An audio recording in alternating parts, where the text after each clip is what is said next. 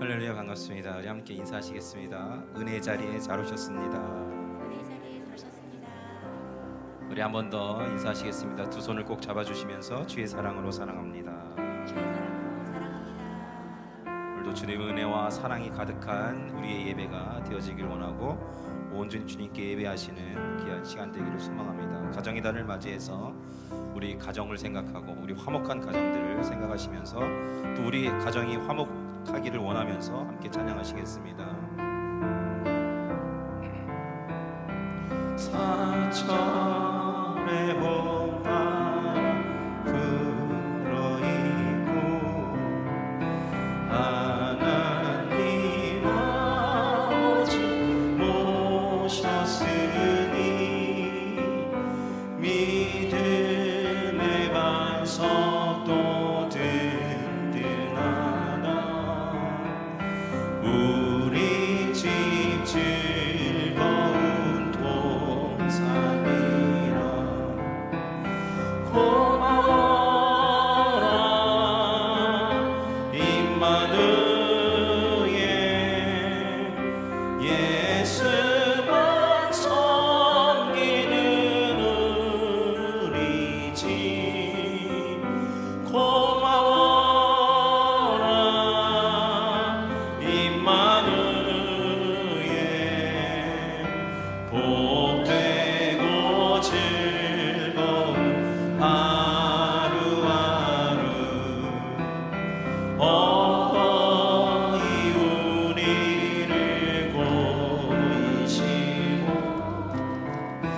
동기들 사랑에 뭉쳐있고 기쁨과 서름도 같이 하니 한간에 종하고 천국이라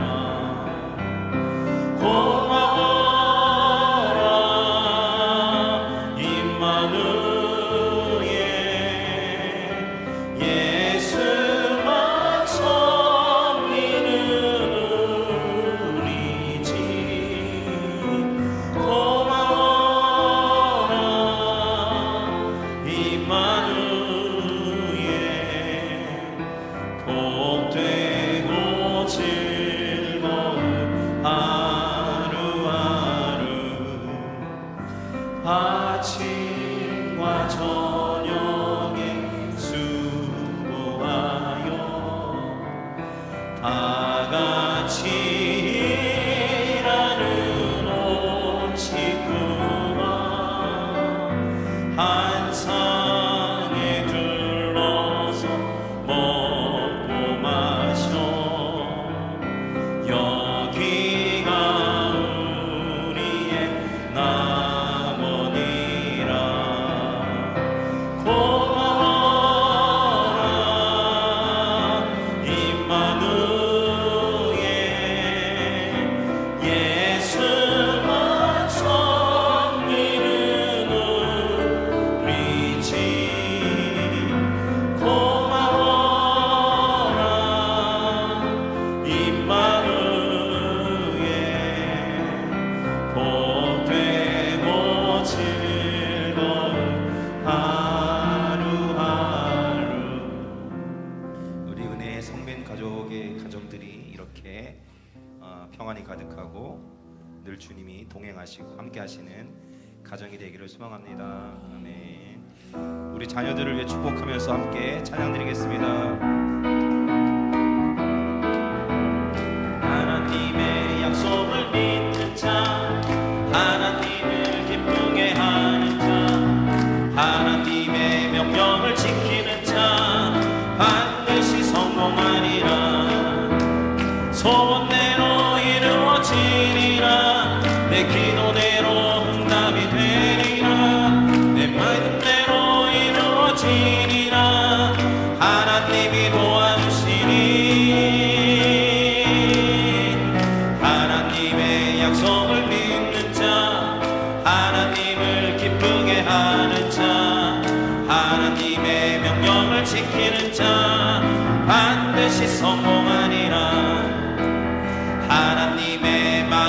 합당한 자, 하나님의 뜻대로 행하는 자, 하나님의 말씀에 감동된 자 반드시 축복하리라.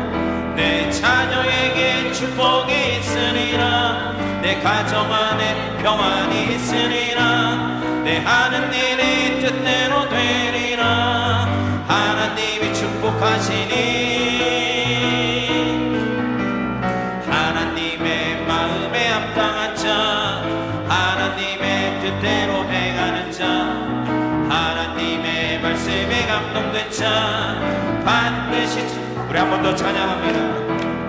하나님의 약속을 믿는 자, 하나님을 기쁘게 하는 자, 하나님의 명령을 지키는 자 반드시 성공하라. 내 소원대로 내 소원대로 이루어지리라. 내 기도대로 응답이 되리라. 내 믿음대로 이루어지리라. 하나님이 도와주시니 하나님의 약속을 믿는 자, 하나님을 기쁘게 하는 자, 하나님의 명령을 지키는 자 반드시 성공하리. 하나님의 마음에 합당한 자, 하나님의 뜻대로 행하는 자, 하나님의 말씀에 감동된 자 반드시 축복하리라. 내 자녀에게 축복이 있으리라. 내 가정 안에 평안이 있으리라. 내 하는 일이 뜻대로 되리라. 하나님이 축복하시니 아멘. 하나님의 마음에 합당한 자, 하나님의 뜻대로 행하는 자, 하나님의 말씀에 감동된 자 반드시 축복하리라. 반드시 성공하리라. 반드시 성공하리라. 아멘. 우리 자녀들이 성공하시길 원하십니까? 축복의 대상이 되길 원하십니까?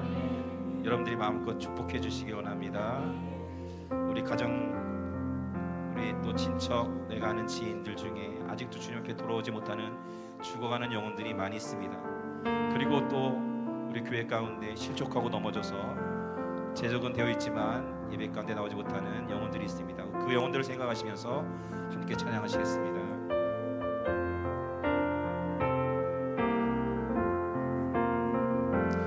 어서 돌아오, 어서 돌아와노. 지은 죄가 우리 무겁고 그 길로 주었지 못한 당하고 못 받으시리요. 우리 주의 넓은 가슴은 하늘보다 넓고 넓어. 어서 돌아오,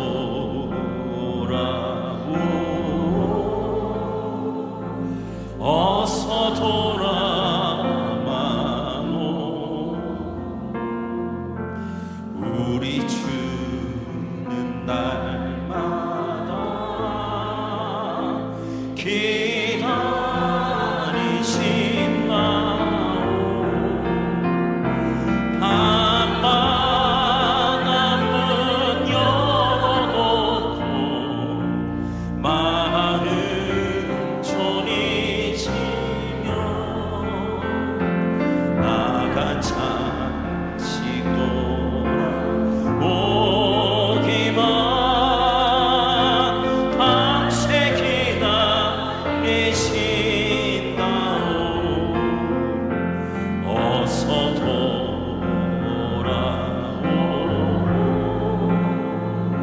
어서 돌아와노.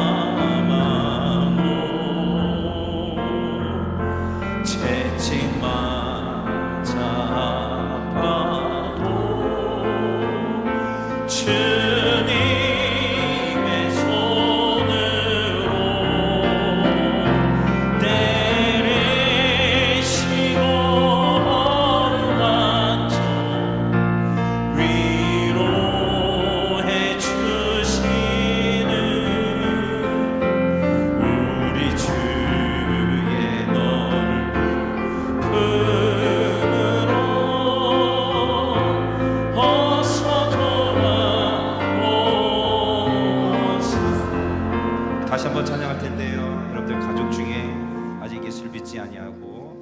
죽어가는 영혼들이 있다면 우리 가족의 이름을 불러주시면서 마음으로 부르시면서 찬양해 주시고, 연들 목장 가운데 우리 목원들이 아직 주님 앞에 나오지 못하는 목원들이 있다면 함께 기도하시면서 그 이름들을 불러주시고 생각하시면서 우리 다시 한번 찬양하시겠습니다.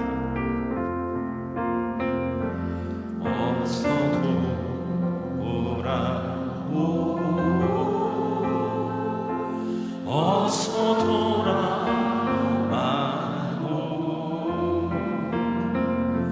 지은 죄가 누리 무겁고 그 길로 주어지 못한 나라고 못 받으시리로 우리 주의 넓은 가슴은 하늘보다 넓고 넓어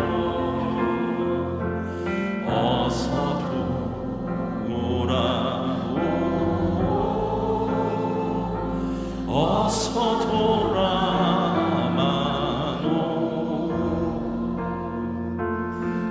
우리 주는 날마다 기다리신다오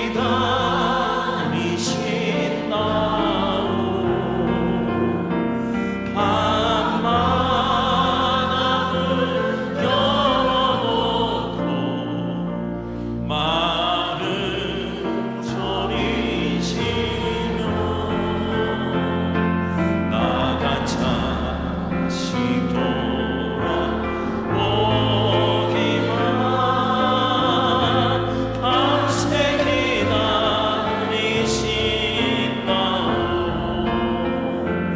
어서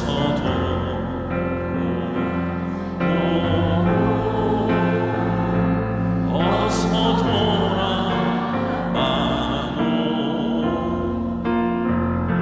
채찍만 잡아도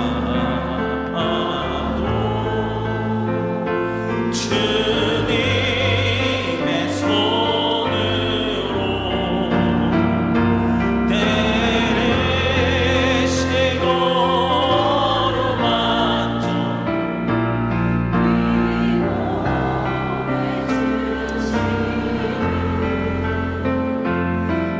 우리 주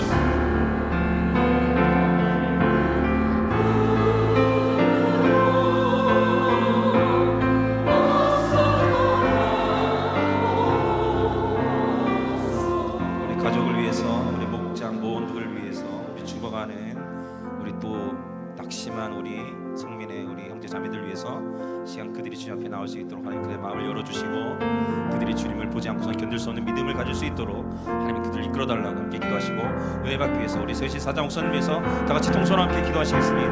오늘 우리 아버지 하나님 감사합니다. 우리 사랑하는 영혼들 하나님께서 기억하여 주옵소서. 우리 가족들 이런 이론들 하나님께서 기억하여 주셔서 하나님 우리 자녀들이 하나님 주님 앞에 나올 수 있도록 도와주옵소서. 우리 남편과 아내가 주님 앞에 나올 수 있도록 도와주옵소서. 하나님 우리 가족의 친척들이 주님 앞에 나올 수 있도록 도와주시고, 나로 말미암아 복음의 씨앗이 되어서 아버지 그들에게 복음을 전가할 수 있도록 인도하여 주시고, 그의 영혼들 주님 앞에 나올 수 있도록 주께서 인도하여 주옵소서.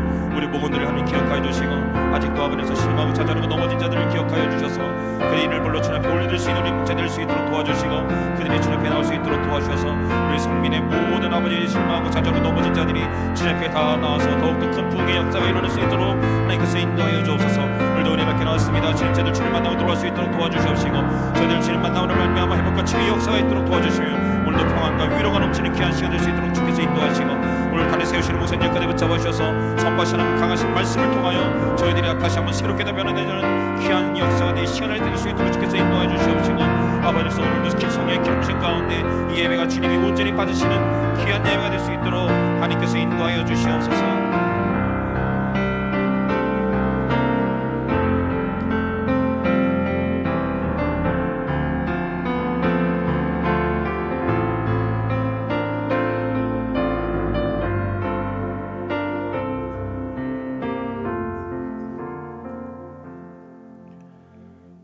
함께 일어나셔서 묵도하심으로 성령 주일 아침 2부 예배를 하나님 앞에 드립니다.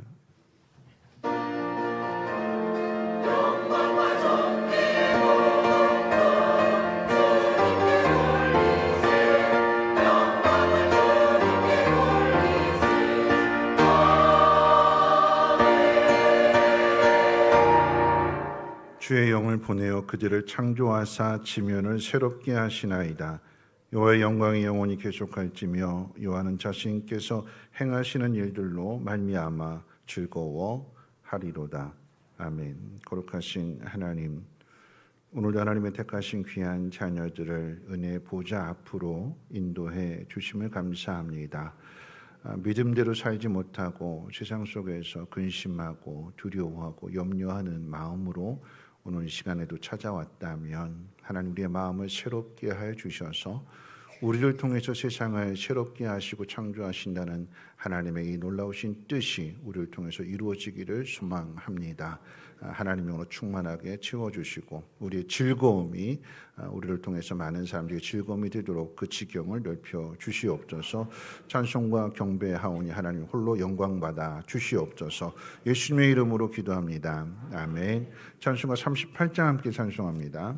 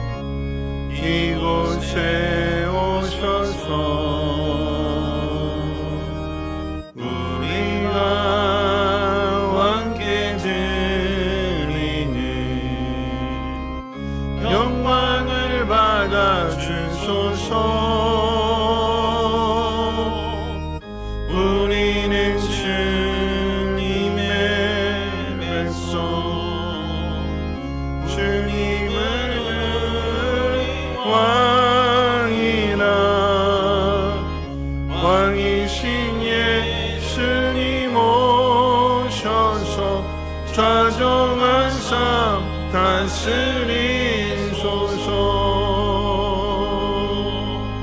예수 우리 주시여 이곳에 오셔서 우리가 주께 찬양을 받아 주소서. 우리는 주님의 종들 주님을 늘 주시라. 주 대신 예수님 오셔서 이 찬양을 받아 주소서.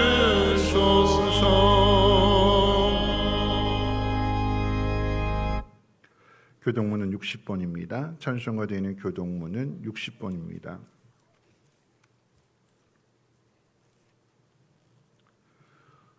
교동문은 60번입니다. 여호와의 주께서 나를 살펴보셨으므로 나를 아시나이다.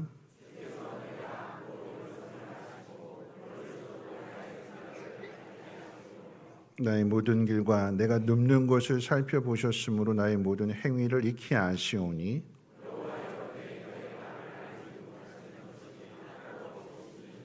내가 주의 영을 떠나 어디로 가며 주의 앞에서 어디로 피하리이까.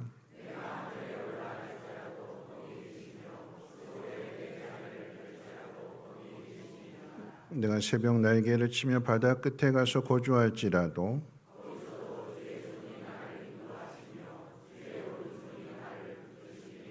하나님이여 나를 살피사 내 마음을 아시며 나를 시험하사 내 뜻을 아옵소서.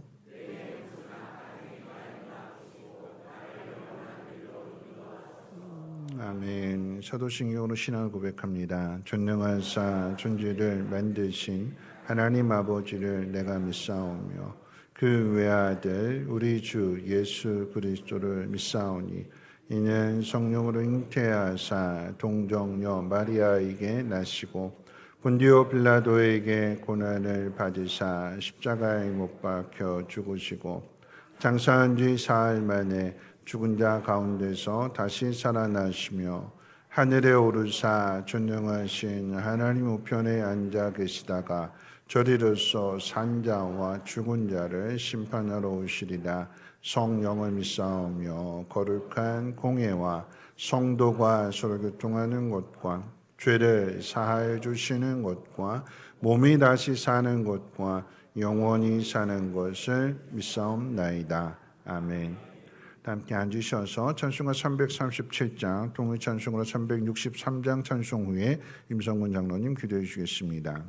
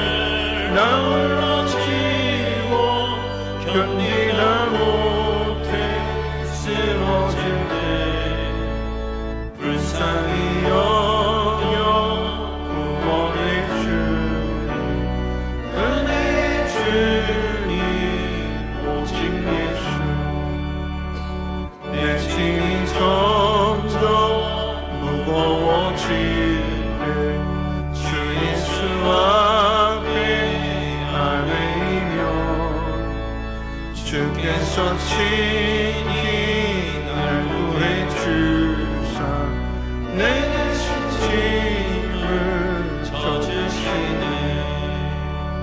무거운 짐을 나 홀로 지고 견디다 못해 쓰러질 때 불쌍히 여겨 구원해 주리.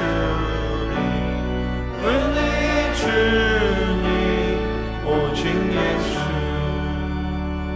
마음의 시험 무서운 죄로 주 예수 앞에 아뢰이며 예수는 나의 능력이 되사 세상을 이길 힘주시네. 무거운 짐을 나 홀로 지고 견디다 못해 쓰러질 때 불쌍히 여겨 구원해 주리. 은혜의 주님 오직 예수.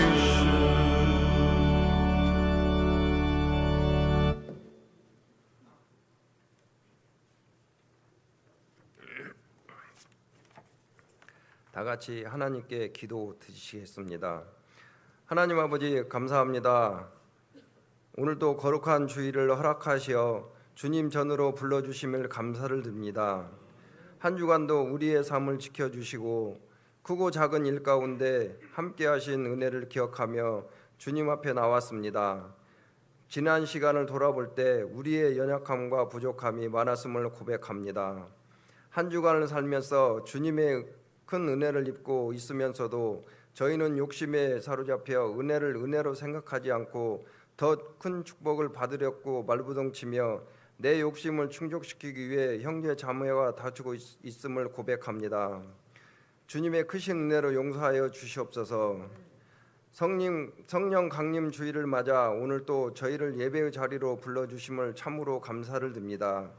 오래전 마가의 다락방에 임하셨던 은혜가 단지 과거의 이야기가 아니라 지금 이 자리에서도 동일하게 임재하여 주시기를 사모합니다.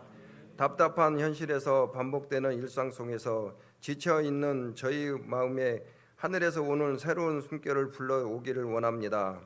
가정의 달 5월을 보내며 우리의 가정을 기도 위에 기도합니다.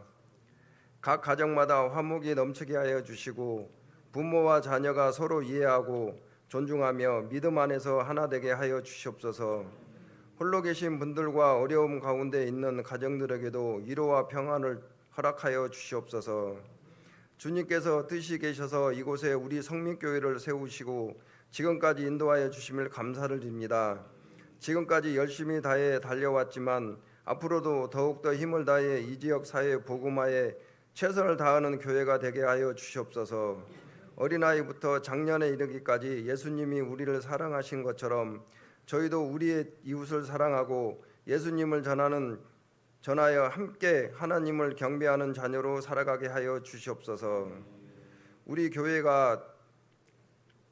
성민교회가 되게 하여 주시고 말씀과 기도로 찬양이 넘치는 아름다운 교회가 되게 하여 주시옵소서. 우리 대한민국을 사랑하시는 하나님 아버지, 이 나라 이 민족을 국렬히 여겨 주시옵소서. 대통령과 유종자들이 하나님이 주시는 지혜와 용기로 이 나라를 힘있고 바르게 서게 하여 주시고 하나님의 구원으로 변화시켜 우리 국민들이 힘들지 않도록 은혜 내려 주시옵소서. 하나님 아버지, 성도들의 사업장에는 지혜와 능력을 주시고 어려움이 없게 하여 주시고 직장과 가정에서도 함께 하여 주시어 믿음 안에서 주님과 동행하여 늘 승리하는 저희들이 되게 하여 주시옵소서. 하나님 아버지, 이 시간 단위에 서신 담임 목사님을 축복하여 주시고 주님의 크신 말씀을 전하실 때, 귀한 말씀을 전하실 때 목사님의 입술을 중하여 주시어 능력 있게 하여 주시며 우리 마음이 움직이는 새 힘을 얻을 수 있도록 축복하여 주시옵소서. 예배에 참석한 모든 성도들에게 위해 간구하오니 이 시간 온 마음과 정성으로 예배하게 하여 주시고 원치 않는 병으로 고통당하는 성도들에게 건강과 힘을 주시고 믿음이 부족한 이에게는 담대한 믿음을 허락하여 주시옵소서. 이 시간 예배하지 못한 사랑하는 성도들을 기억하여 주시고 다음 이 시간에는 모두 나와서 같이 주님께 영광 돌리며 은혜를 나누는 복된 시간을 허락하여 주시옵소서. 이 시간 찬양으로 주께 영광 돌리는 찬양대를 북주시고 저들이 드리는 찬양이 하나님께 영광이요 우리 성도들에게는 은혜의 시간이 되게 하여 주시고 오늘 또 아침부터 예배를 돕는 손길들을 기억하여 주시고 그들의 수고로움을 이를 묵묵히 헌신하는 모든 봉사자들의 삶이 주님이 주시는 귀한 열매로 가득 차게 하여 주시옵소서. 존귀하신 예수님의 이름으로 기도드립니다. 아멘.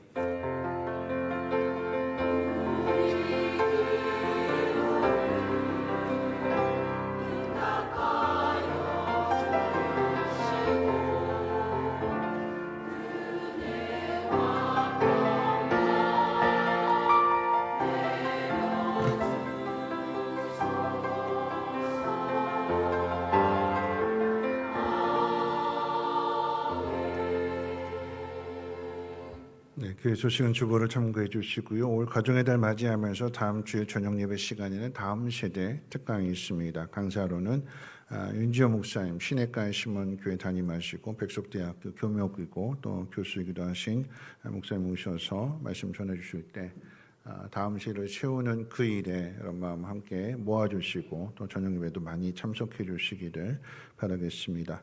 효도관광은 5월 28일 아침 7시 강서고등학교 건너편 늘 출발하던 장소에서 출발하도록 합니다. 이번에 이제 총 인원이 98명이 함께 가게 됩니다. 그래서 관광버스 2대로 부족하고 그래서 봉고차까지 함께 이동하게 되는데 안전하게 잘 다녀올 수 있도록 기도해 주시고 우리 가시는 분들은 아침 7시까지 늦지 않게 모여 주시기를 바라겠습니다.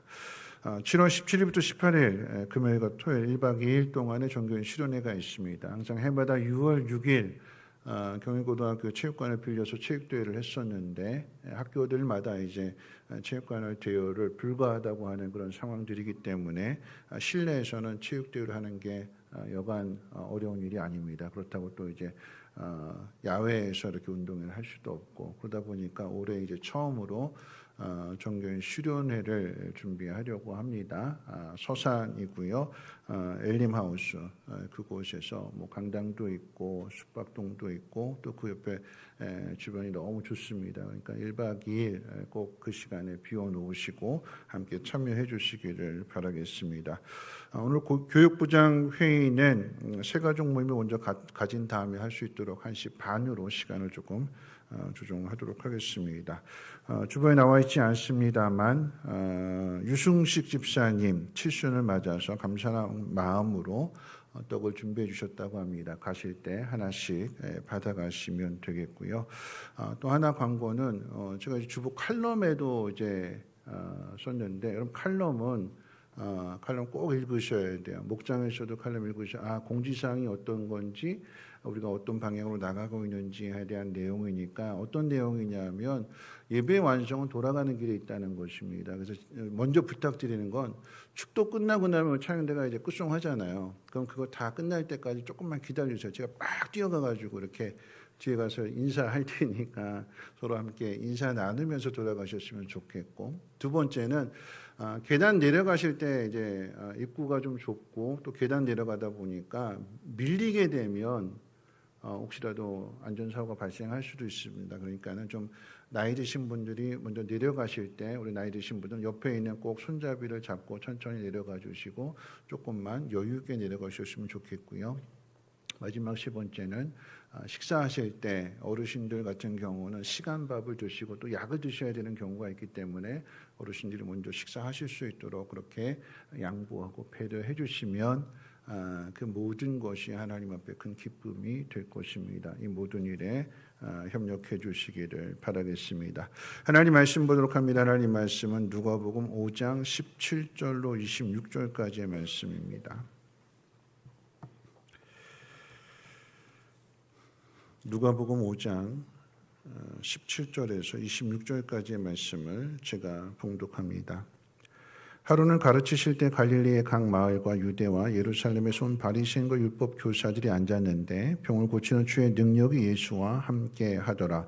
한 중풍병자를 사람들의 침상에 메고 와서 예수 앞에 들여놓고자 하였으나 무리 때문에 메고 들어갈 길을 얻지 못한지라.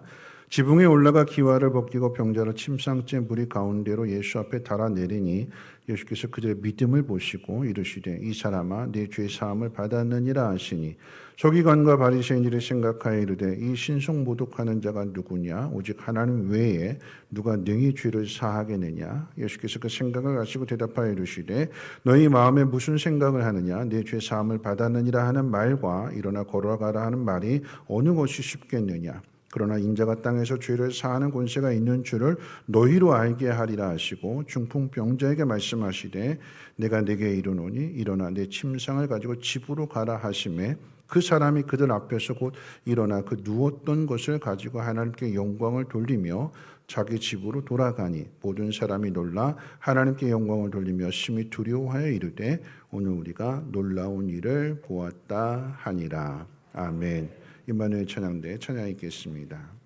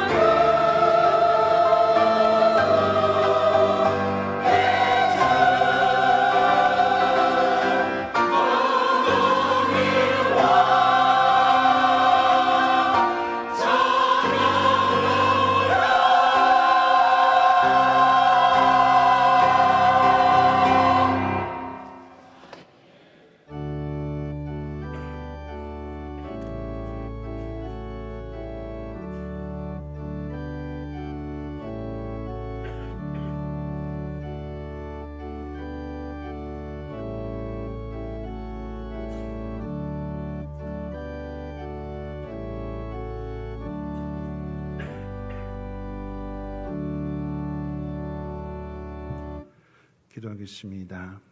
하나님 우리의 왕이 되시고 우리 아버지가 되시며 우리의 삶의 주인 되심을 고백하는 심령들마다 마음의 평안함이 있게 해 주시고 그 왕이 그 아버지가 그 주인이 보호하고 지켜줌으로 인하여서 그 삶이 더욱더 복된 삶이 되게 하옵소서. 그 하나님의 사랑을 전하려고 이 예물을 하나님 앞에 드립니다. 하나님 알지 못하는 사람들에게, 세상에 있는 많은 영혼들에게 이 귀한 예물이 사용되어짐으로 저들의 마음의 위로를 얻고 또 새 힘을 얻고 하나님의 사랑을 깨닫고 돌아오게 된다면 하나님 이 일로 인한 먼저 예물 드린 손길에 복의 복을 도와해 주시고 그 지경을 넓혀 주시옵소서. 오늘 하나님 말씀을 듣습니다. 만왕의 왕이 되시는 하나님께서 우리에게 들려주시는 그 말씀을 믿으며 또한 듣고 행하게 될 때, 따르게 될 때에 놀라운 일들 나타나게 도와주시고 그 일들을 통해서 하나님의 살아계심을 증거할 수 있는 축복의 통로들 되게 하옵소서. 감사드리며 모든 말씀 예수님의 이름으로 기도합니다. 아멘. 네, 한 주일 동안도 편안하게 잘 지내셨는지요? 네, 우리 옆에 있는 분하고 인사 나누실 때 이렇게 인사하겠습니다. 세 가지 표현인데요. 잘 들으세요. 네. 인사하실 때 이렇게 인사하겠습니다. 잘 오셨습니다. 하나님이 당신을 기다리셨습니다. 당신을 사랑하십니다. 네, 어렵지 않아요? 네, 잘 오셨습니다. 당신을 기다리셨습니다. 하나님 당신을 사랑하십니다. 네, 한 번만 더 인사해 볼까요? 네, 오늘 이제 교동문에 있었던 내용처럼 이렇게 인사하겠습니다. 하나님 말씀대로 잘 듣고 행하면 놀라운 일이 생깁니다. 하고 인사해 보겠습니다.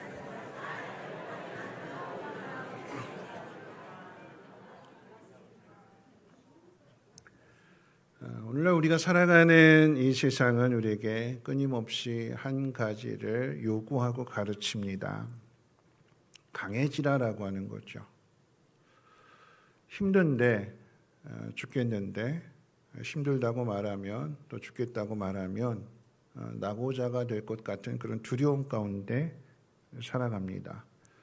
제가 재미있는 그 인터뷰를 보게 되었는데 이제 프로야 제가 야구를 좋아하는데 그 야구 한 선수가 이제 갓 신인이 되어서 그러니까 신이니까 어떻게 해요? 게임에 나갈 수 있는 실력을 갖춰야 되는 거잖아요. 그래서 정말 열심히 몸 부서지라고 훈련을 받았습니다. 달리기를 막 몇 번씩 정말 힘든 그 과정을 다 마치고 나서 정말 쓰러질 것 같은 그런 상태였대요. 근데 이제 코치가 물어보더래요. 힘들지? 뭐라고 대답해야 될까요? 아닙니다 그래야 돼요. 예, 힘듭니다. 그랬대요. 그랬더니 이 코치가 야, 매니저 제 2군 보내. 2군으로 쫓겨났대요. 2군으로. 정말 힘들어서 힘들다고 얘기했는데 2군으로 쫓겨났대요. 한동안 1군에 올라오기가 힘들었다고 이야기를 합니다. 지금은 인정받는 선수가 되었고 잘 나가는 선수가 되었는데 그런 거죠. 내가 힘들다라고 하는 것을 나타내면 세상은 나를 무시합니다. 그래서 아파도 아프다고 말하지 못합니다. 그 결과로 많은 현대인들이 마주하는 사람들 앞에서 단단한 가면을 씁니다. 아무런 문제가 없는 것처럼 그리고 아주 잘 살고 있는 것처럼 완벽한 가면을 쓰고 서로를 대합니다. 세상은 자기 약함을 보이는 순간에 짓밟으려고 하고 또 약한 사람을 이용해 먹으려고 하고 또 약한 사람을 무시하고 멸시하기 때문입니다. 그런데 이런 모습은 단지 세상에서만의 모습이 아니라 교회에 나올 때에도 이어진다는 것입니다. 속은 타들어가고 내 힘으로 해결할 수 없는 삶의 무게 때문에 밤잠을 설치면서도 교회에 올 때는 아무리 일이 없었던 것처럼 또 사람을 만날 때에는 은혜에 가득한 모습으로 포장하기도 합니다. 교회마저도 내 약함을 보이면 사람들이 나를 우습게 생각한다고 그런 생각을 가지고 있기 때문에 그런 거죠. 여러분 보세요. 교회에서 시험 들어서 교회를 떠나는 사람들의 모습을 보면 다 자존심 상해서 사람들이 나를 무시하더라, 나를 알아주지 않더라. 내 힘든 이야기들을 막 공공연하게 막 소문내고 떠벌리고 다니더라. 그래서 상처받아서 교회를 떠난다면 다른 교회로 갔어요. 그럼 그 다른 교회 가서는 어떻게 할까요? 자기의 그 이야기를 다 오픈할까요? 아니죠. 더 단단하게, 더 철저하게 가리고 나를 드러내지 않고 내 속을 드러내지 않으려고 할 것입니다. 요한복음 5장에 보면 세상의 이런 냉혹함을 그대로 보여주는 내용이 소개되고 있습니다. 바로 베데스다 연못에 있었던 이야기지요. 그곳에는 수많은 병자들, 맹인, 다리 저는 사람, 그리고 혈기 마른 사람들, 많은 병자들이 거기에 가득히 모여 있습니다. 그곳에서 38년 동안 누워있던 한 병자가 한 말이 오늘날의 세상을 그대로 대변해 줍니다. 주여, 나를 못에 넣어주는 사람이 없어 내가 가는 동안에 다른 사람이 먼저 내려갑니다. 사자는 새끼를 절벽에서 밀어 떨어뜨린다고 합니다. 약한 놈은 죽게 만들고 강한 놈만 키우겠다는 것입니다. 그것이 정글의 법칙이고 동물의 세계입니다. 그런데 사람도 다르지 않습니다. 38년 동안 누워있는 비참한 이웃이 바로 옆에 있어도 내가 먼저 살아야 하기 때문에 그를 밀치고 연못으로 뛰어드는 곳, 나를 연못에 넣어줄 단 한 명의 친구가 없어서 평생을 절망 속에 살아가야 하는 곳, 그곳이 바로 우리가 사는 세상입니다. 그런데 오늘 읽은 누가복음 5장의 본문 내용은 완전히 다릅니다. 이곳에도 스스로 움직일 수 없는 또 한 명의 중풍병자가 등장합니다. 그런데 이 병자에게는 함께 울고 함께 걷고 또 심지어는 남의 집 지붕까지 뚫어버리는 4명의 친구가 있었습니다. 중풍병자를 도운 4명의 친구 이야기를 통해서 하나님 만드시려고 하는 세상, 그리고 하나님 만드시려고 하는 교회가 어떤 모습인지를 생각해 보려고 합니다.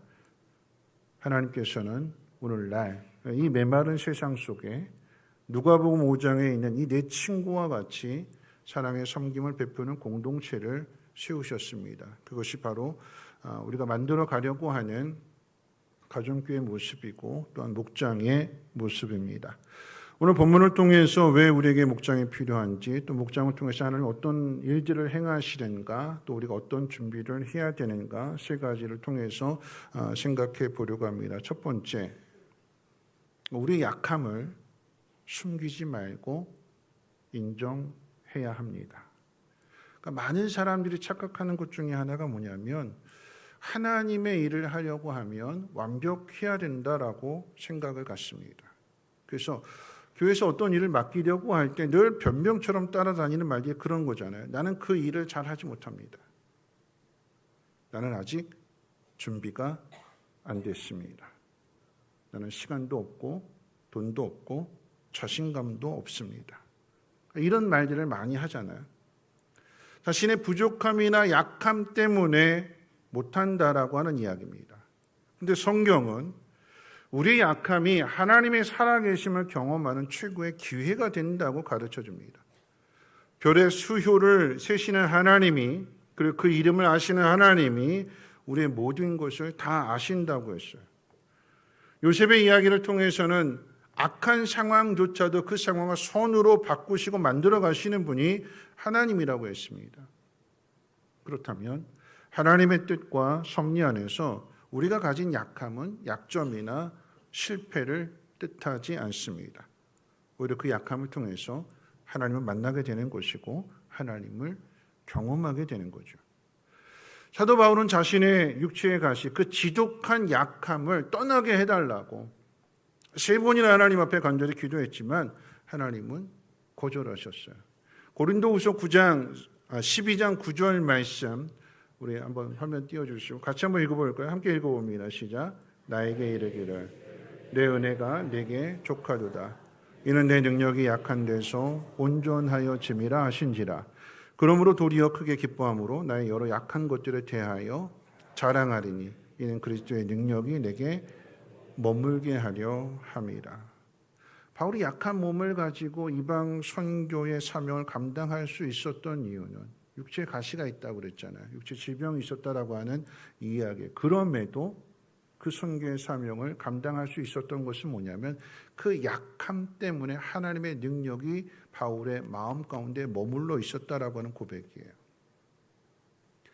우리가 삶에서 또는 신앙생활에 실패하는 이유는 능력이 부족해서가 아닙니다. 내 자아가 너무 강해서입니다. 내 힘으로 할 수 있다고 믿기 때문에 하나님을 찾지 않습니다. 그런데 자기 힘으로 하려고 하는 사람에게는 하나님이 돕지 않으십니다. 교회에 나오게 되는 이유들을 다 보게 되면 힘들어서, 어려워서, 세상에 기쁨이 없어서, 아파서 다 우리의 약함들, 부족함들 가지고 나오는 거잖아요. 그 속에서 하나님, 그 약함 때문에 하나님 만나게 되는 거고 그 약함 때문에 하나님을 더 깊이 알아가게 되는 거죠. 그럴 때 우리의 약함을 고백하게 될 때 비로소 하나님의 일하심이, 하나님의 능력이 나타나기 시작한다는 것을 우리는 기억해야 됩니다. 오늘 본문의 중풍병자가 예수님을 만나서 고침을 받게 되는 기적은 자신의 약함을 인정할 때 시작되었습니다.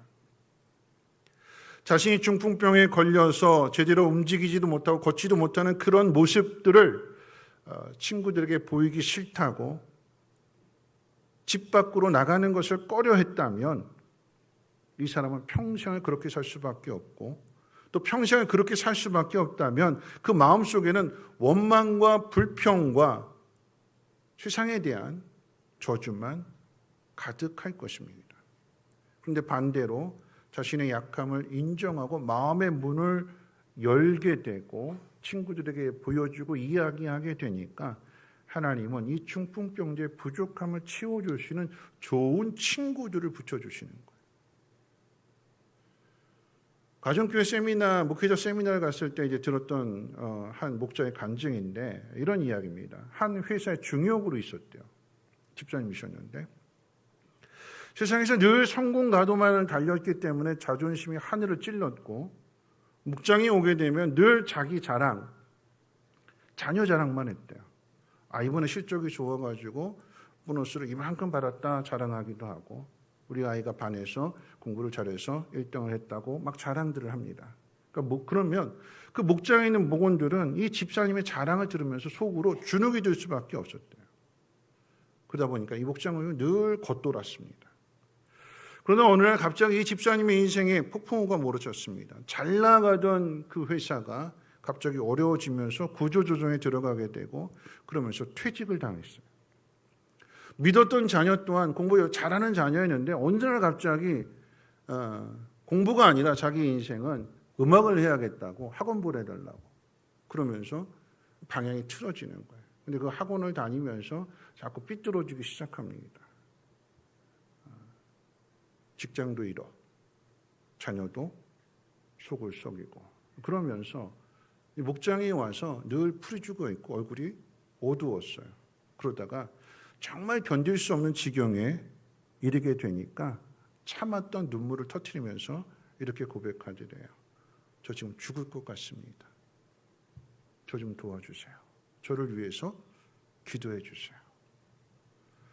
놀라운 것은 그 고백 후에 일어났대요. 집사님이 자기 약함을 인정하고 그 가면을 벗게 되니까 목장의 분위기가 완전히 바뀌었대요. 다른 목원들도 저에게도 이런 아픔이 있어요. 자기 속 이야기를 하기 시작하게 되면서 그걸 함께 울어주고 함께 기도해주는 그런 목장이 됐대요. 그러면서 진짜 한 마음이 되는 영적인 가족이 되었다라고 하는 그런 간증이었습니다. 오늘 본문의 중풍병자를 한번 보십시오. 그는 침상에 누워 스스로 움직일 수 없는 치명적인 약함을 가진 사람이었습니다. 세상적인 눈으로 본다면 절망적인 장애입니다. 그런데 역설적이게도 그 질병의 약함 때문에 그는 자신을 진심으로 이해해주고 사랑해주고 도와줄 수 있는 4명의 친구를 만나게 되는 거고 그 친구들을 통해서 마침내 예수님까지도 만나게 되는 거죠. 그가 만약에 건강한 사람이었다면 친구들의 도움을 받을 필요도 없었을 것이고, 그 정말 모든 것을 다 가지고 있는 사람이라고 한다면 예수님을 만나고자 하는 그 간절함은 더더욱 없었을 것입니다. 사랑하는 성도 여러분, 나의 약함은, 내 부족함은 저주가 아니라, 불행이 아니라 하나님을 만날 수 있는 기회가 되는 것이고, 또한 내가 가진 그 연약함 때문에 그 연약함을 채워줄 수 있는 또 다른 믿음의 동역자, 또 다른 좋은 친구들을 만날 수 있는 기회가 된다라고 하는 거죠. 그렇기 때문에 여러분, 묵장 모임에 나와서 자신의 연약함을 부끄러워하지 말고 고백해야 되는 거예요. 자신의 약함이, 부족함이 부끄럽다고 그저 아무에게도 안 보여주고 골방에서 혼자만 기도한다면 하나님이 응답해 주셨을 때에 혼자만 하는 거잖아요. 근데 목장에서 함께 울고 함께 기도해서 응답이 되어진다면 혼자만 아는 게 아니라 모두가 다 알게 되는 거야. 그래서 고백합니다. 누가 한 거래요? 하나님이 하신 거예요. 하나님, 우리 한 마음으로 함께 기도했더니 하나님이 이렇게 도와주셨노라고, 응답해 주셨노라고. 거기에 있는 도움의 손길 하나하나가 하나님이 보내주신 거고, 하나님이 협력해서 선을 이루어가게 하신다라고 하는 것을 깨닫게 되는 거죠. 우리 성민교회가 그런 공동체가 됐으면 좋겠습니다. 서로의 약함을 채워줄 수 있는 공동체. 그러려면 혼자서 하는 것이 아니라 팀이, 하나의 목장이 한 팀이 되어서, 한 가족이 되어서 움직인다면 더 많은 열매를, 더 많은 결과들을 만들어낼 수 있는 거잖아요. 그래서 두 번째 생각할 것은 뭐냐면 약함을 채워주는 공동체가 되어야 됩니다. 누군가 용기를 내어서 나한테 이렇게 연약함이 있습니다. 부족함이 있습니다. 내 삶이 참 힘듭니다. 라고 고백하면 그 고백을 들은 그 목장은 그것을 막 이야기하는 것이 아니라 함께 내 가족의 이야기잖아요. 언젠가는 내 이야기가 되는 거잖아요. 그렇죠? 비웃고 무시하고 조롱하는 것이 아니라 함께 마음을 같이 해서 함께 울어주고 그것을 하나님 앞에 그대로 기도해 줄 수 있는 그런 공동체가 되어야 되는 거예요. 그럴 때 안심하고 이야기할 수 있는 거잖아요. 오늘 이 중풍병자가 자기의 약함을 보여주고 도움을 요청하게 됐을 때 어떤 일이 일어나는가? 오늘 본문 18절과 19절에 보면 아주 감동적인 장면이 소개되는데 우리 같이 한번 읽어볼까요? 함께 읽겠습니다. 18절과 19절 시작.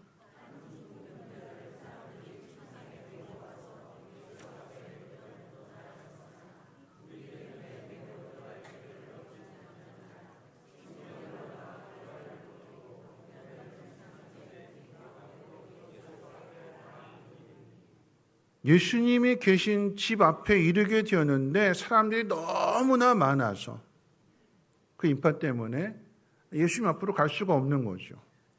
보통 사람들 같으면 에이 오늘은 날이 아닌가 보다, 다음에 가자, 다음에 오자 포기했을 것입니다. 그런데 이 4명의 친구들은 포기하지 않았대요. 한 사람의 중풍병자를 돕기 위해서 4명의 친구가 일제히 움직입니다. 남의 집 지붕까지 올라가서 지붕을 뜯어내고 그 지붕 밑으로 이 병자를 달아내린 거였어요. 한번 상상해 보십시오. 남의 집 지붕을 뚫는다라고 하는 거, 이건 상식에서 어긋난 이야기잖아요. 생각할 수도 없는 거죠. 왜냐하면 여러분 이것은 나중에 지붕값 물어내야 되는 거고, 또 지붕을 뜯어내는 가운데 있어서 그 부수라도 떨어지게 되면 밑에 있는 사람들이 부상을 입을 수도 있는 문제이고, 또 남의 집 지붕을 뜯어냈기 때문에 그 집 주인이 고발하게 되면 붙잡혀 갈 수도 있는 상황입니다. 그런데 이 4명의 친구들은 체면이나 비용이나 비난 이것보다도 친구를 살려야 한다는 그 간절함이 더 컸어요. 그래서 중풍병자가 할 수 없는 그 일을 이 4명의 친구가 하나의 팀이 되어서 그 일을 이룬 것입니다.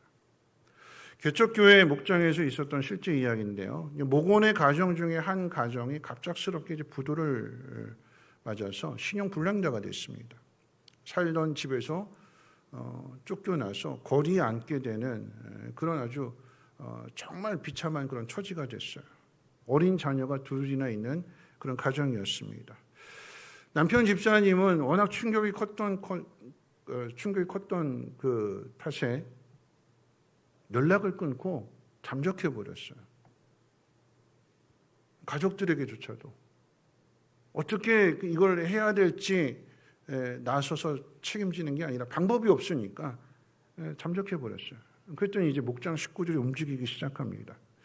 그 목장의 목자를 중심으로 총 5가정이었는데 한 가정이 지금 이렇게 됐으니까 4가정이 함께 모여가지고 긴급 회의를 했어요. 회의 결과 우리 목장은 우리가 지키자. 그 가정은 우리가 지키자 이렇게 결론이 났어요. 그래서 십시일반 마음을 모아서 단칸방이라 할지라도 그 월세방 얻을 수 있는 그 보증금을 그 목장에서 모아줬어요. 그리고 이사 날짜를 정하고 이사차를 빌려가지고 그 모든 이삿짐을 이 목장 식구들 다 날라주는 거죠. 그러면서 계속 이 남편 집사님에게 카톡과 문자를 보내는 거였어요. 상황을 보고합니다. 일이 이렇게 돼서 지금 단칸방 하나 얻게 되었고 그쪽으로 오늘날 이사할 테니까 그리로 오라고.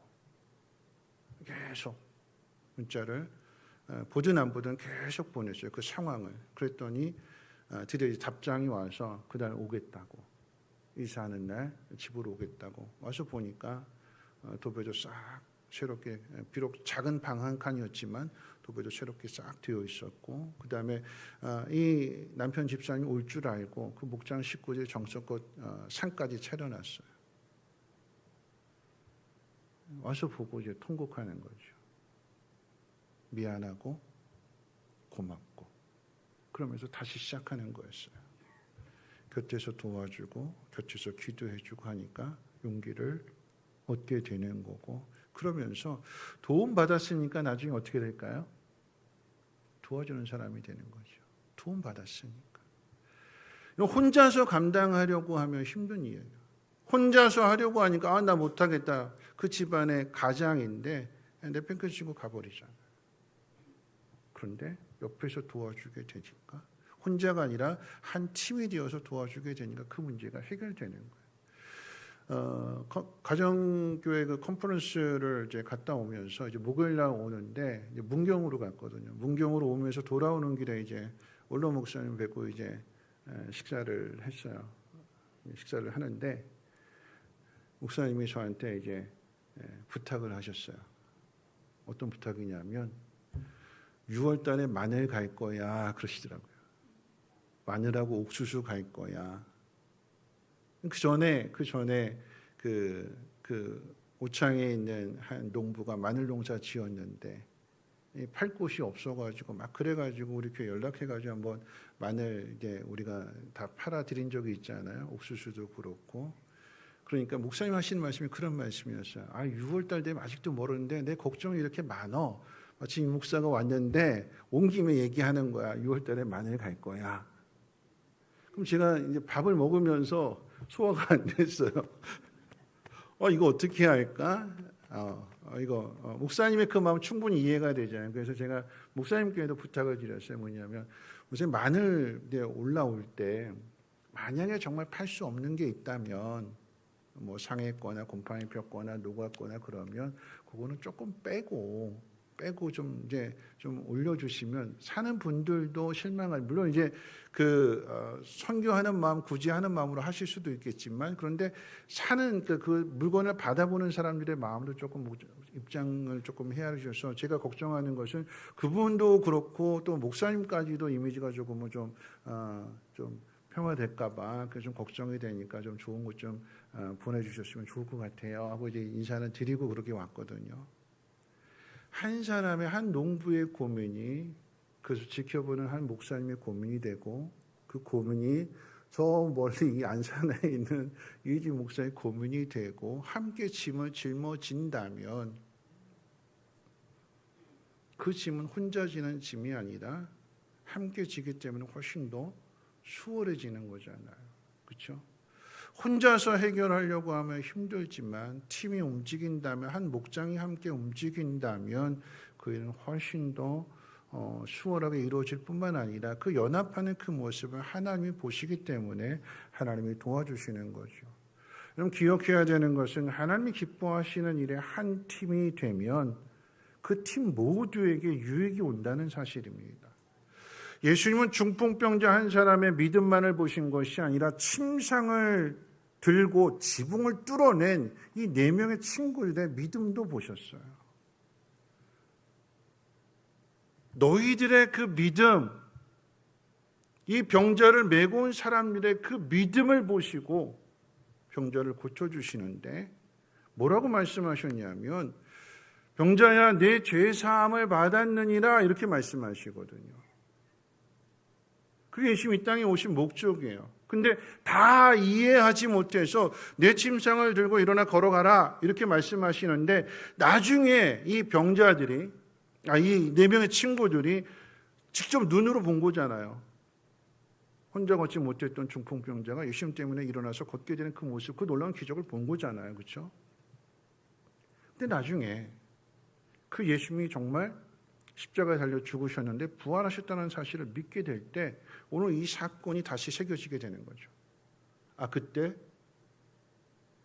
죄 사함을 선포하셨던 이분이 우리는 네가 하나님이냐 그러면서 우리는 마음이 불편했었는데 예수님이 하나님이셨구나 하는 것들을 뒤에 가서 어떻게 해요? 더 깊이 깨닫게 되는 거죠.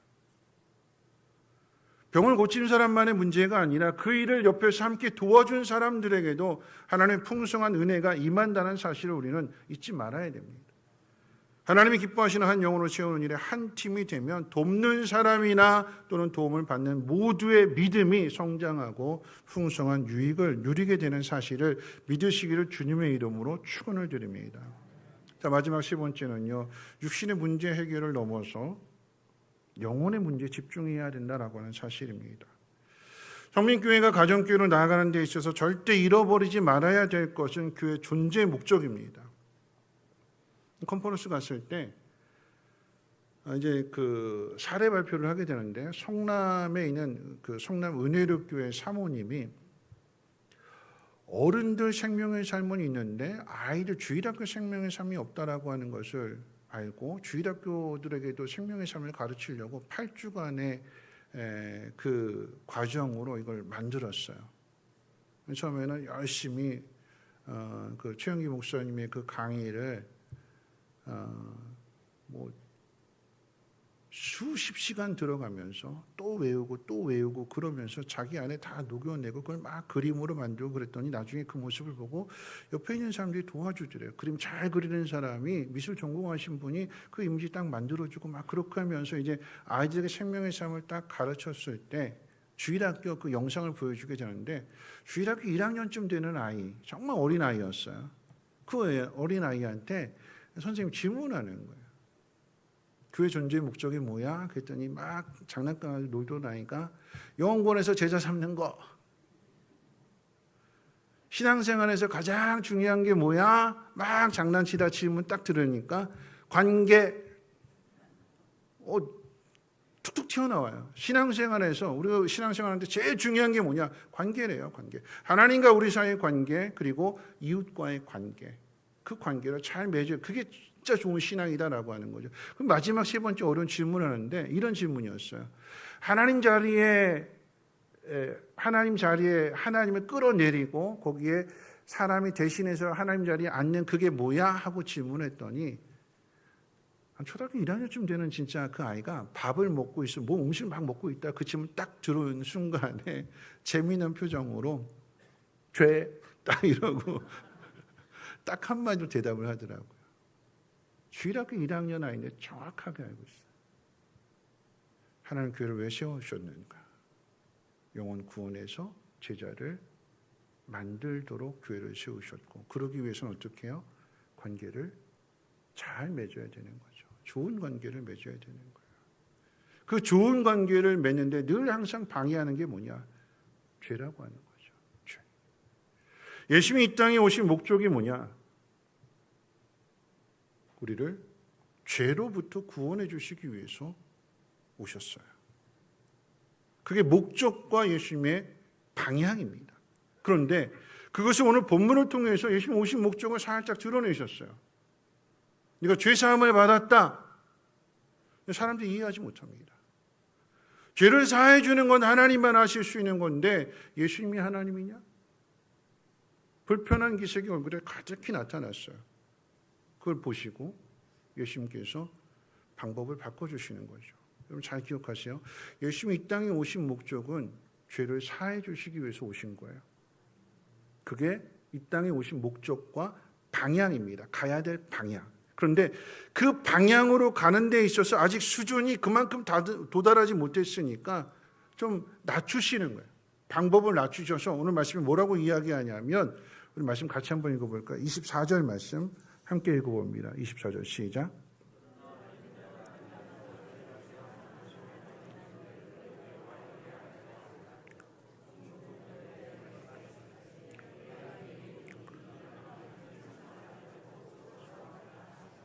네.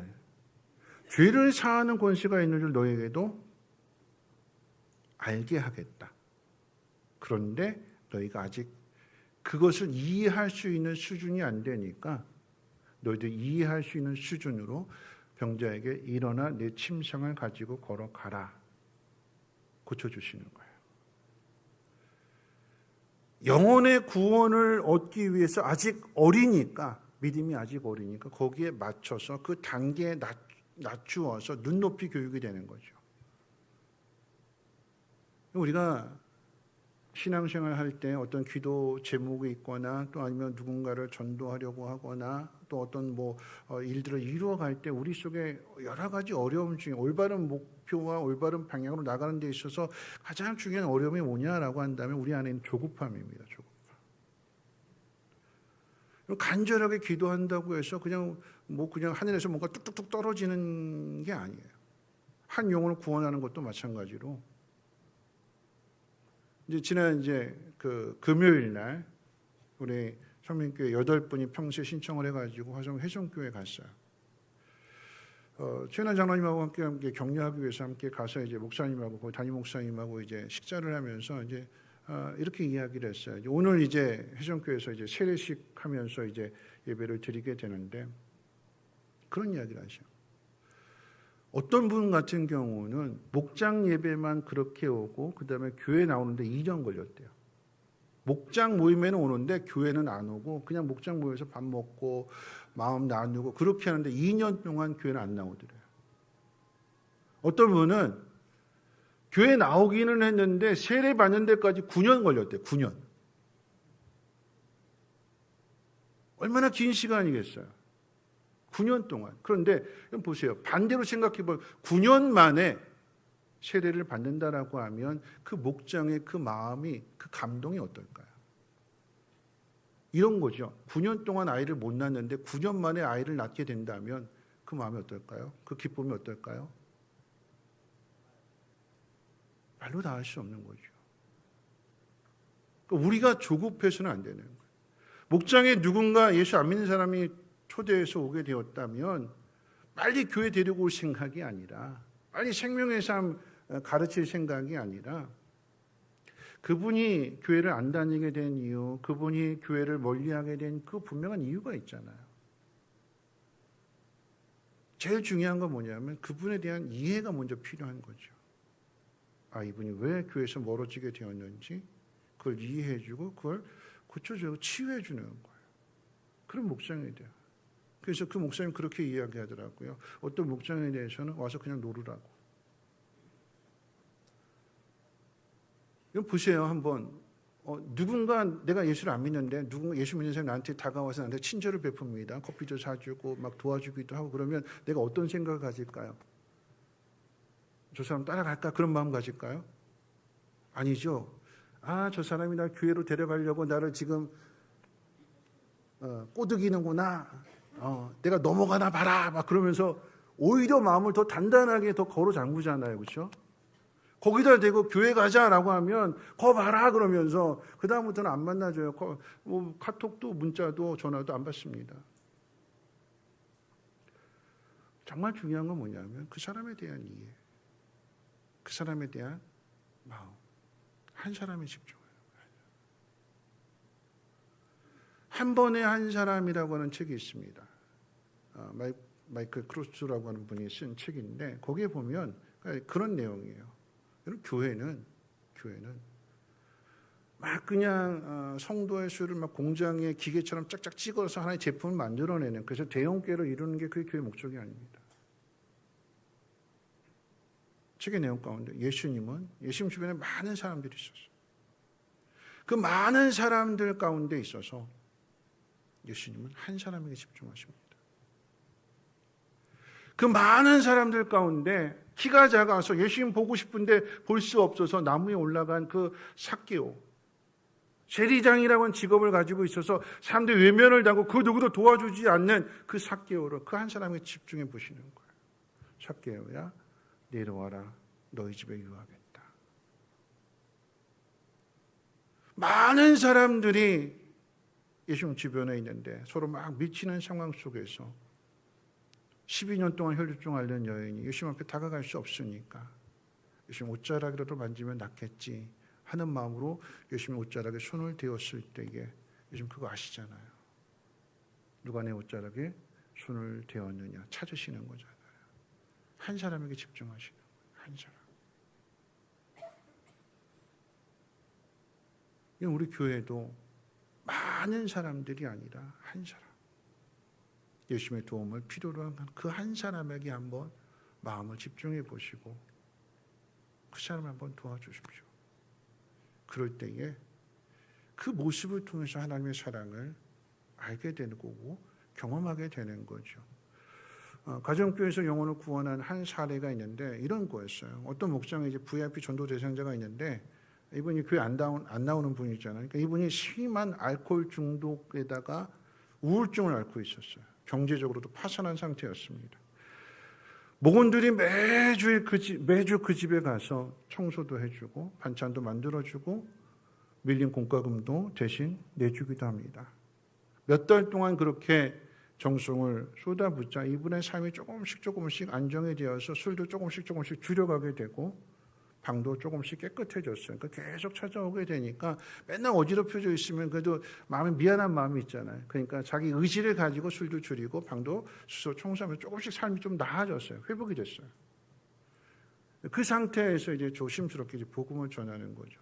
만약에 그렇게 도와주는 것으로만 끝났다면 사회복지재단과 다를 바가 없는 거예요.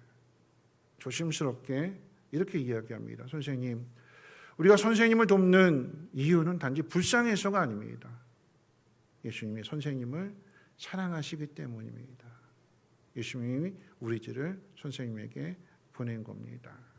육신의 치료도 중요하지만 영혼의 치료도 받아야 됩니다. 그 마음을 진심으로 전해주니까 이분이 목장에 나오게 되고 나중에 교회도 나오게 되어서 교회에서 이렇게 간증을 합니다.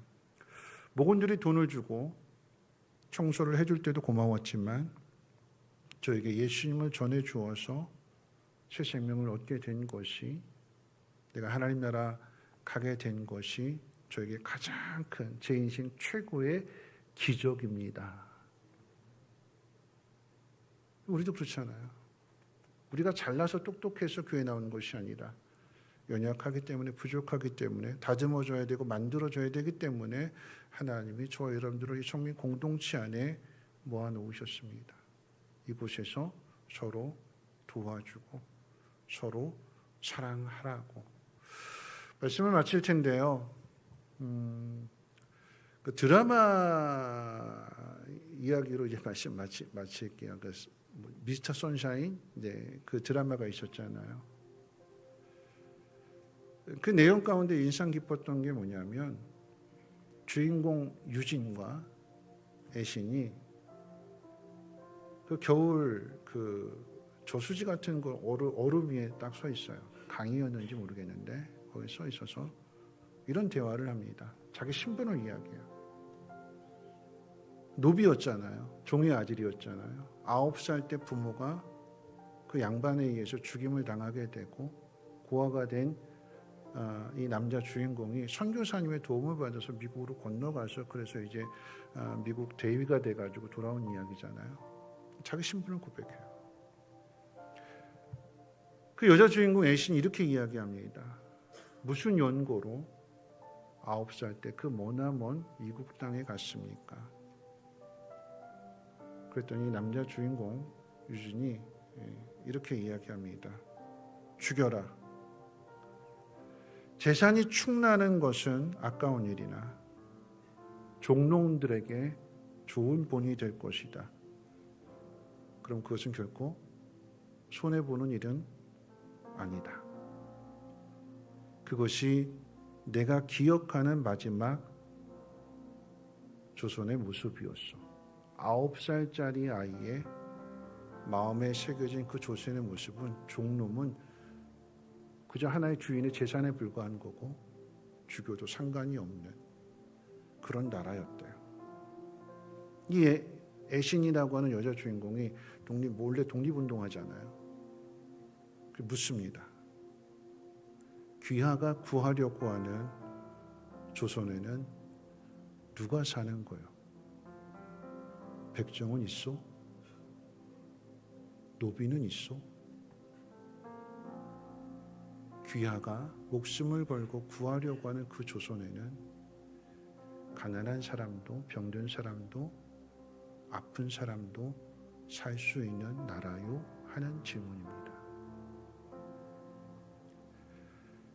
그게 우리 교회에 주는, 아니 세상이 교회를 향해서 요구하는 내용입니다. 세상은 그렇게 못한대요. 힘 있는 사람이 힘 없는 사람을 짓밟는 곳, 그곳이 세상이래요. 교회는 달라야지요. 혼자서 할 수 없는 그 일을 고백하시고 도움을 요청하십시오.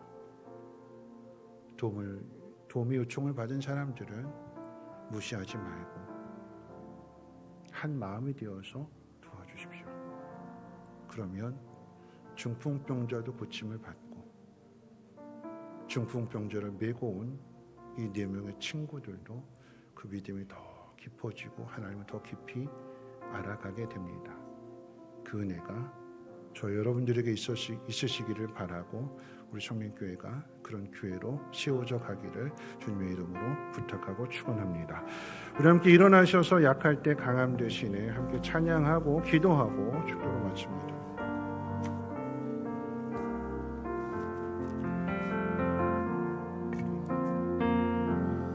약할 때 강함 되시네 나의 보배가 되신 주 나의 모든 것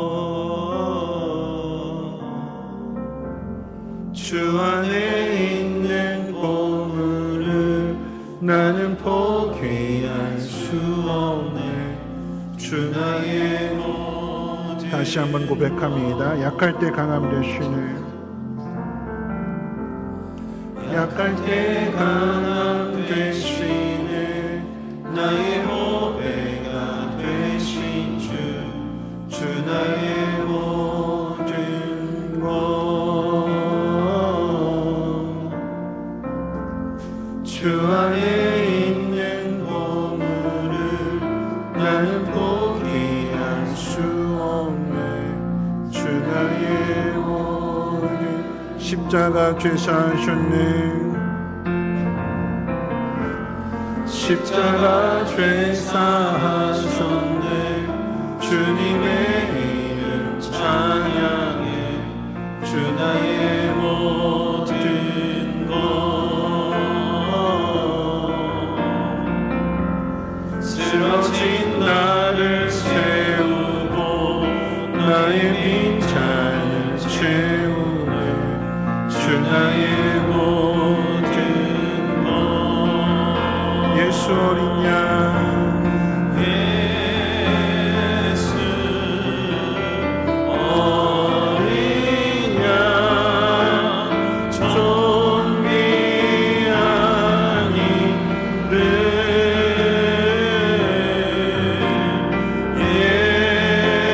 예수 어린 양 존귀한 예수 어린 양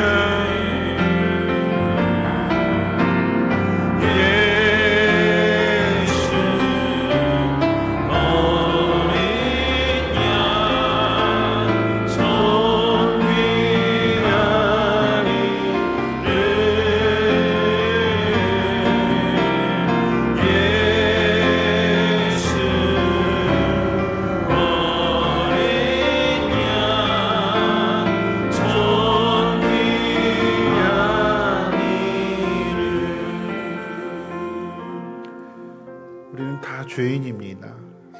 그래서 구약의 성경은 우리의 죄를 대신해서 제물을 잡아서 드렸잖아요. 내가 죽어야 되는데 내가 죽을 수 없기에 나를 용서해 달라고 제물을, 소를, 양을 잡아서 바쳤습니다.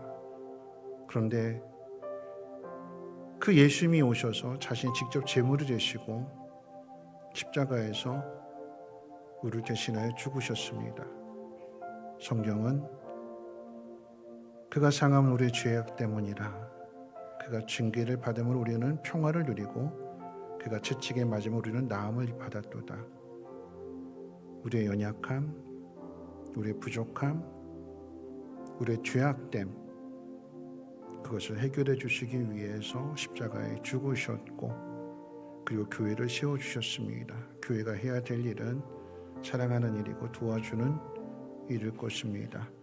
오늘 시간 기도하실 때 하나님, 내 약함을, 내 부족함을 내가 부끄러워하지 않고 고백할 때에 하나님 채워주시고 믿음의 좋은 친구들 만나게 도와주시고 하나님 그 일을 통해서 하나님 더 깊이 알아가게 하옵소서. 우리 성민교회가 또 우리 목장이 그런 아름다운 사역을 이루어가는 하나의 팀이 되게 하시고 한 가족이 되는 목장이 되게 하옵소서. 우리 함께 통성으로 하나님 앞에 기도합니다. 사랑 많으신 하나님 아버지 감사합니다. 사람은 혼자서 살 수 없습니다. 혼자서 모든 일을 다 감당할 수 없습니다. 도움을 받아야 되고 함께 해야 됩니다. 남자 혼자 있는 것이 보기 좋지 않아서 여자를 만들어 주시고 둘이 한 몸을 이라고 하신 분도 하나님이시고, 혼자서 감당할 수 없기에 자녀를 낳게 하시고 그 자녀를 양육하게 하시며 그 자녀의 성장한 후에는 자녀들의 사랑과 효도를 받게 하시는 분이 하나님이십니다. 함께 하라라고 하는 것이고 서로 도와주라라고 하는 것입니다.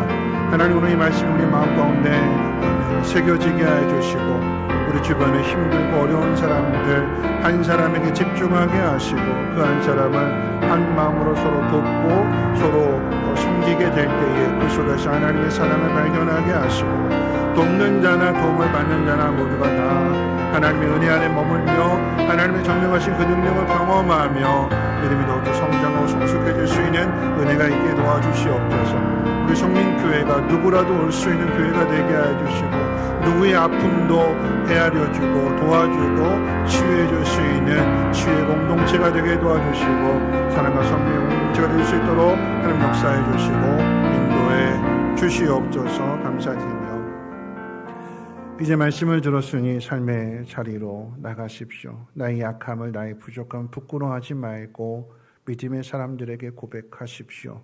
또 듣는 사람들은 비난하지 말고 비웃지 말고 떠벌리지 말고 가족의 마음으로 함께 울어주고 기도해주는 공동체가 되어 주십시오. 하나님 그 모습을 기뻐하시고 특별한 은혜를 부어주실 것입니다. 이제는 우리 주 예수 그리스도의 무한하신 은혜와 하나님의 그 크신 사랑하심과 성령님의 감화 감동 충만 보호 역사하심이 아름다운 팀 사역을 이루어가기로 다짐하고 결단하는 사랑하는 주의 백성들 머리머리 위에와 가정과 하는 모든 일과 특별히 자녀들 위해 성민교회, 성민심초, 성민유치원, 이 나라 민족과 북한 땅과 전 세계 위에 이제로부터 영원토록 항상 함께 있을지어다. 아멘.